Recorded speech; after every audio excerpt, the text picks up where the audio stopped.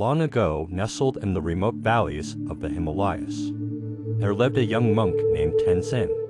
He was raised in the humble monastery of Po, where the wind sang through the pine trees and the river whispered timeless mantras. Tenzin was devout, disciplined, and wise beyond his years, yet he carried a question in his heart that no teaching could answer. If everything is impermanent, then what is the meaning of love? He asked the abbots, the elders, and even meditated in solitude atop the ice cliff of stillness, but the answer eluded him. One spring, the monastery sent Tenzin on a pilgrimage to light the eternal flame in the temple of the first Buddha. This temple, located across 7 mountains and 6 rivers, housed a flame said to have burned since the days of Siddhartha himself. Tenzin bowed to his teachers and set off with a walking stick, a bag of barley flour, and the silent question still echoing in his chest. Along the way, he encountered many souls. First was a grieving widow who had lost her child.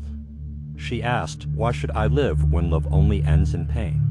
Tenzin stayed with her for a night, lit incense for her child, and said, "Even a flower that blooms for one day brightens the world."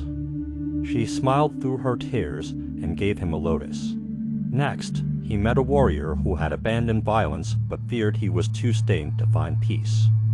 Tenzin taught him the breath of compassion meditation. Even fire can warm or destroy it is the intent that makes it sacred. The warrior bowed and gave him an ember from his campfire. Finally, Tenzin reached the temple of the first Buddha.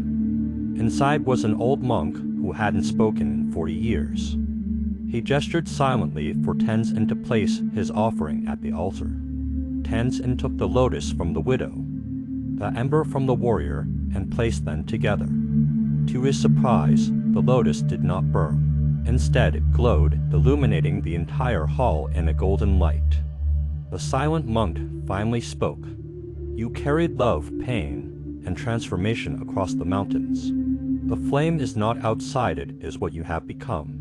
In that moment, the question dissolved like snow under sun. Tenzin understood that love, though impermanent, gave depth to life. It wasn't bound to permanence, it was the meaning of the moment. He returned to Po not just as a monk, but as a teacher of the lotus flame, a living reminder that even in impermanence, there is profound purpose.